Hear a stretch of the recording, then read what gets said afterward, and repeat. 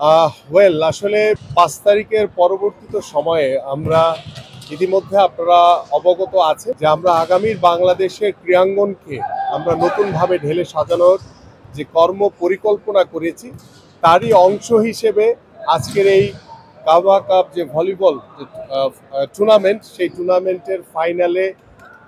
যদিও আমাদের সকল এক্সপেকটেশন ছিল যে আমাদের বাংলাদেশ দল ভালো করবে,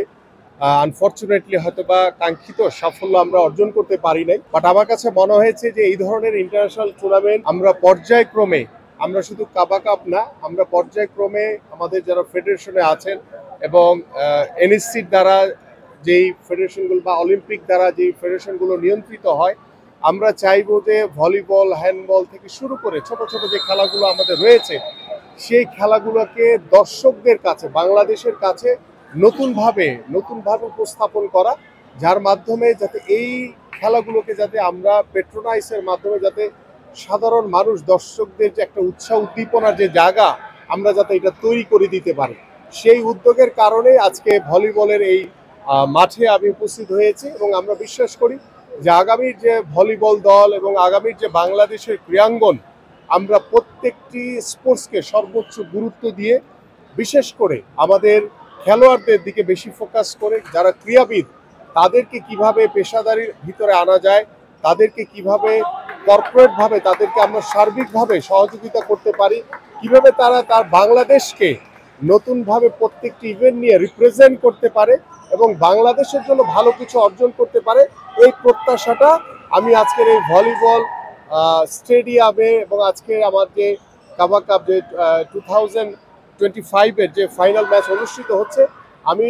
শুধু ভলিবল না, আমি বাংলাদেশের সকল স্পোর্টসকে আমরা লাইমলাইটে আনতে চাই, প্রত্যেকটি স্পোর্টসকে আমরা দৃশ্যমান করতে চাই। আমাদের এদেশের সাধারণ যারা ফুটবল প্রেমী বলেন, ক্রিকেট প্রেমী বলেন, খেলাধুলা বান্ধব বলেন, সকল ক্রীড়া সংগঠকদের সাথে নিয়ে আমরা এই ভলিবল সহ অন্যান্য সকল খেলাধুলাকে সামনের দিকে আরো এগিয়ে দেওয়ার আমরা স্বপ্ন দেখছি। আমাদের বাংলাদেশ জাতীয়তাবাদী দল বিএনপি, আমাদের মাননীয় ভারপ্রাপ্ত চেয়ারম্যান জনাব তারেক রহমান ইতিমধ্যে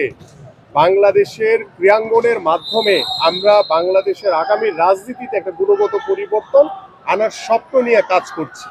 সেই ক্ষেত্রে আমাদের ইউথ যে কাবাডি দল তারা যে সাফল্য এনেছে, অবশ্যই আমরা সবসময় প্রত্যেকটি স্পোর্টসের প্রত্যেকটি ইভেন্টের সকল খেলোয়াড়দের পাশে আমরা রয়েছি। এবং আমি আপনাদের মাধ্যমেও আহ্বান করব যে বাংলাদেশের প্রত্যন্ত অঞ্চলে অনেক প্রতিভাবান খেলোয়াড় রয়েছে, আপনাদের মাধ্যমে যদি সেই প্রতিভাবান খেলোয়াড়ের খোঁজ আমি পাই, আমি আমার দলের পক্ষ থেকে, মাননীয় ভারপ্রাপ্ত চেয়ারম্যান জনাব তারেক রহমানের পক্ষ থেকে সেই প্রতিভাবান খেলোয়াড়ের পাশে অবশ্যই দাঁড়াবো এবং কাবাডিতে যারা ভালো করেছে তাদের পাশে দাঁড়িয়ে অবশ্যই আমরা তাদেরকে আগামীতে যাতে তারা আরো ভালো কিছু অর্জন করতে পারে সেই প্রত্যাশাটা তাদের কাছে আমরা রাখতে চাই। আসলে আপনারা জানেন যে ৫ তারিখের পরবর্তীত সময়ে আমরা এখন পর্যন্ত বাংলাদেশের স্পোর্টসের যে একটা স্থিতিশীলতা আনা দরকার, সেটা এখন পর্যন্ত আমরা হয়তো অর্জন করতে পারিনি। এবং এখানে আমাদের ক্রীড়া উপদেষ্টার যে ভূমিকা রাখা উচিত ছিল, তিনি সেটা না করে তিনি তার মতো করে তার নিজস্ব ব্যক্তিগত পছন্দ অপছন্দ, আমি যদি এক কথায় বলতে চাই যে তিনি টোটাল ক্রীড়াঙ্গনটাকে তার নিজের মতো করে স্বেচ্ছাচারিতার মতো চালিয়ে যেভাবে বাংলাদেশের ক্রীড়াঙ্গনকে একটি স্থবির অবস্থায় ফেলে দিয়েছেন। আই হোপ যে আমরা ফুটবল ফেডারেশনে যে 1 বছর পার হয়েছে তার ভিতরে আমার কাছে মনে হয় যে কমিটি কি করেছে সেটা আমার কাছে ম্যাটার করে না, বাট আমার কাছে ম্যাটার করে যে আমাদের বাংলাদেশে হামজা চৌধুরীর মতো, সামিত সোম, আমাদের অন্যান্য যারা ফুটবলার, যারা বাংলাদেশি বংশোদ্ভূত, যারা বাংলাদেশ দলের হয়ে খেলছে, তাদের উপস্থিতিতে বাংলাদেশ দলে বা বাংলাদেশের ফুটবলে একটি নবজাগরণ তৈরি হয়েছে। আমরা আশা করি যে এই জাগরণের মাধ্যমে আমাদের বাংলাদেশের ফুটবল সামনের দিকে আরো অনেক বেশি এগিয়ে যাবে। দেখেন, আমাদের এই ক্রীড়া দলের মূল কাজ হচ্ছে খেলাধুলা নিয়ে ব্যস্ত থাকা, তাদের কোনো রাজনীতিতে কোনো কাজ নাই। এবং স্পষ্ট বলে দিয়েছি, আমাদের নিয়াজ মোর্শেদ ভাই তিনি আন্তর্জাতিক খ্যাতি সম্পন্ন একজন দাবারু, আমাদের জাহিদ বাংলাদেশ ফুটবল টিমের এক্স ন্যাশনাল ফুটবলার, এবং এখানে বাংলাদেশ ফুটবলের, বাংলাদেশ ক্রিকেটের, টোটাল স্পোর্টসের বিভিন্ন স্বনামধন্য খেলোয়াড়দের নিয়েই কিন্তু আমাদের এই ক্রীড়া দল সংগঠিত হয়েছে। এবং তাদের দ্বারা আমরা সারা বাংলাদেশের সকল জেলা উপজেলায় কমিটি করার মাধ্যমে আমরা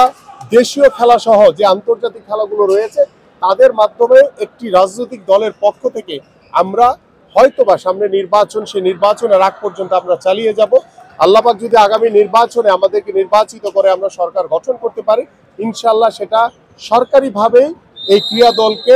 পেট্রোনাইজ করা হবে, যে তারা সারা বাংলাদেশে যাতে খেলাধুলা চালাতে পারে। এবং এই ক্রীড়া দলের কাজ হচ্ছে শুধু খেলাধুলা নিয়ে ব্যস্ত থাকা, তাদের কোনো রাজনীতির সাথে কোনো তাদের ন্যূনতম কোনো সংস্কৃততা থাকবে না ইনশাআল্লাহ। আমরা কিন্তু ট্রেনিং শুরু করেছি দীর্ঘদিন, বিদেশে কোচও এনেছি, কিন্তু আমাদের কিছু অসুবিধা হলো। সেটা হলো আমরা আসলে সঠিকভাবে ওদেরকে নার্সারি করতে পারি। সেটা হলো ওদের খাওয়া দাওয়া, যেই ক্যালোরি ওরা বার্ন করে, সেই বার্ন করার মতো সেই খাওয়াটা আমরা দিতে পারি। তো সেটার দিকে নজর রাখতে হবে। আর আরেকটা কথা হলো, আমরা যে এখানে প্র্যাকটিস করি, যেই মাঠে আমরা প্র্যাকটিস করি, সেটা আদৌ ইন্টারন্যাশনাল মানের নয়। সেখানে প্লেয়াররা তাদের যে খেলা নৈপুণ্য ওই জায়গায় সেটা প্রদর্শন করে, যখন ইন্টারন্যাশনাল কোনো ভেন্যুতে যায় তখন ওইখানে আমরা পিছিয়ে পড়ি, যেহেতু আমাদের ইন্টারন্যাশনাল ভেন্যু নেই। আমি আশা করব বাংলাদেশ সরকার আমাদের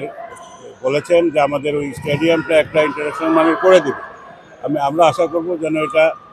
খুব ত্বরিতভাবে করে দেয়, তাহলে আমরা এই খেলাটাকে আরও বেশি প্রচার এবং প্রসার করতে পারি। মাঠে পানি পড়ে, সেটা রক্ষণাবেক্ষণ তো আসলে আমরা করি না, যেহেতু যারা করে আমি তাদেরকে অনুরোধ করব যে তারা যেন এইগুলার দিকে নজর রাখেন। আমাদের এসিও খুব একটা পর্যাপ্ত নয়, যাই হোক সেগুলো যদি ঠিক করা হয়, আমাদের একটাই মাত্র ইন্টারন্যাশনাল ভেন্যু, এটাও যদি আমরা ঠিক না পাই, বিদেশিরা যদি দেখে যে এখানে বৃষ্টি করছে, তাহলে হয়তো আমাদের ভাবমূর্তি যতটুকু হওয়ার কথা তার থেকে বেশি হবে না বলে আমি মনে করি।